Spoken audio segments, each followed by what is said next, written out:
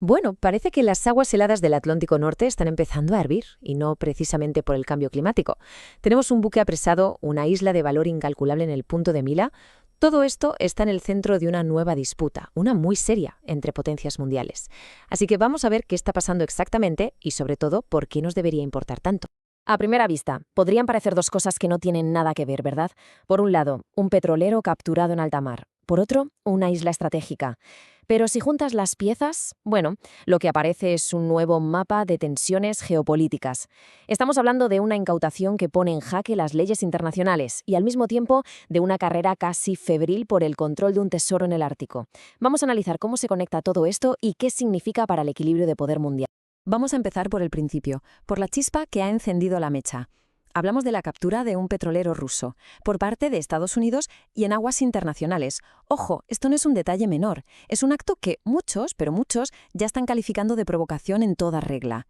Y las implicaciones de esto van muchísimo más allá de un simple barco y su carga. Todo pasó muy rápido, el 7 de enero. Por la mañana, el petrolero Marinera navegaba tranquilamente. Pero a mediodía, de repente, fuerzas especiales de Estados Unidos lo abordan y lo capturan en aguas internacionales.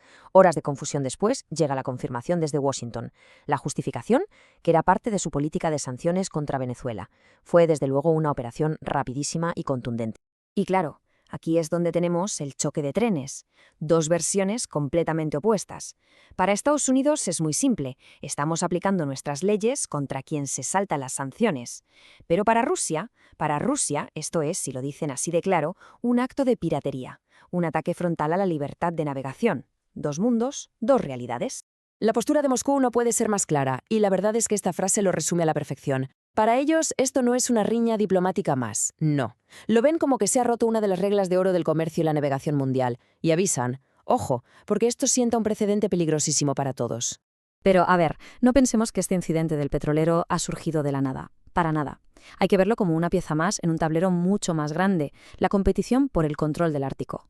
Y esto nos lleva de cabeza al segundo punto caliente de esta historia, el interés, de repente renovado y bastante agresivo, de Estados Unidos en Groenlandia. Vale, la pregunta es obvia. ¿Y por qué Groenlandia de repente? ¿Qué tiene de especial? Pues es que es, como se suele decir, la tormenta perfecta.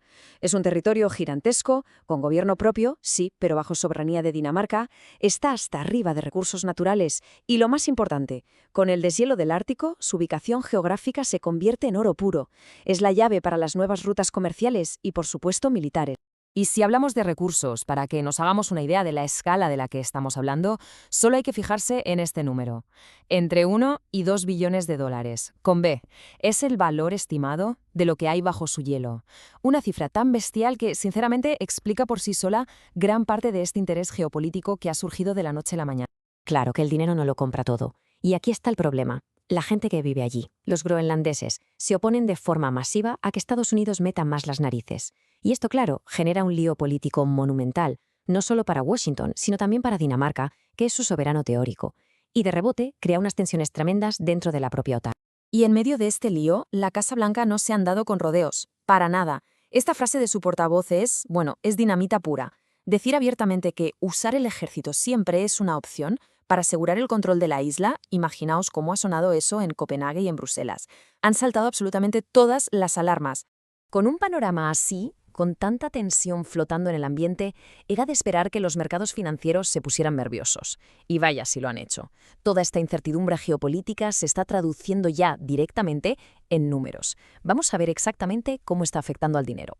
En general, la reacción ha sido de pies de plomo. Mucha cautela.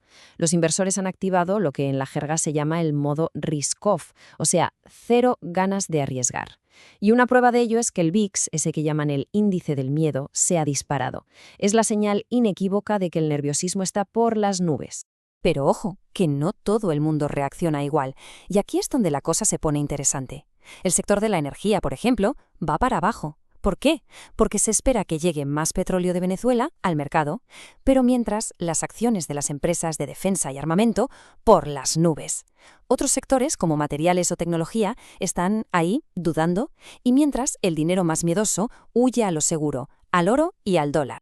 Si hay que señalar a unos ganadores claros en toda esta incertidumbre, sin duda son las empresas de defensa. Fijaos en las subidas, son espectaculares y en poquísimos días. Esto, traducido, significa una cosa: el mercado le está poniendo precio al riesgo de un conflicto armado, así de claro. Y todo esto, claro, nos lleva a la pregunta del millón, la que seguramente todo el mundo se está haciendo ahora mismo. ¿Estamos de verdad al borde de una guerra a gran escala por los recursos y el control del Ártico? La pregunta es muy directa, sí, pero la respuesta, me temo, no es nada sencilla. Hay factores que empujan peligrosamente hacia un conflicto, pero también hay otros que, por suerte, actúan como freno. Vamos a poner en la balanza los pros y los contras, por así decirlo. El análisis, como se ve, es bastante complejo. Por un lado, tenemos la historia que nos dice una y otra vez que las peleas por los recursos naturales suelen acabar bastante mal. Y además se junta la tensión de Ucrania, de Venezuela. Pero por otro lado, hay frenos muy potentes. El más evidente es la disuasión nuclear, que sigue ahí. Y los canales diplomáticos, aunque están echando humo, todavía no se han cerrado del todo. Así que, si tuviéramos que sacar una conclusión, sería esta. Una guerra a escala mundial, una tercera guerra mundial, no parece que vaya a pasar mañana.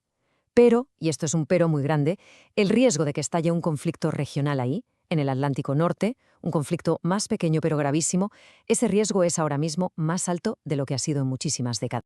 Esto, desde luego, no ha terminado. La crisis está en pleno desarrollo. Así que para entender hacia dónde va todo hay que estar muy atentos a 4 cosas. Primero, ¿qué hará Rusia? ¿Se quedará en las palabras o moverá ficha militarmente? Segundo, ¿la unidad de la OTAN aguantará la presión entre Estados Unidos y Dinamarca? Tercero, el factor Venezuela. ¿Cómo cambiará el mapa energético global ese nuevo petróleo? Y cuarto, y quizás lo más importante, cualquier movimiento militar en el Ártico, por pequeño que sea. Esos 4 puntos nos dirán si la cosa se relaja o si de verdad estamos a las puertas de algo mucho más grande.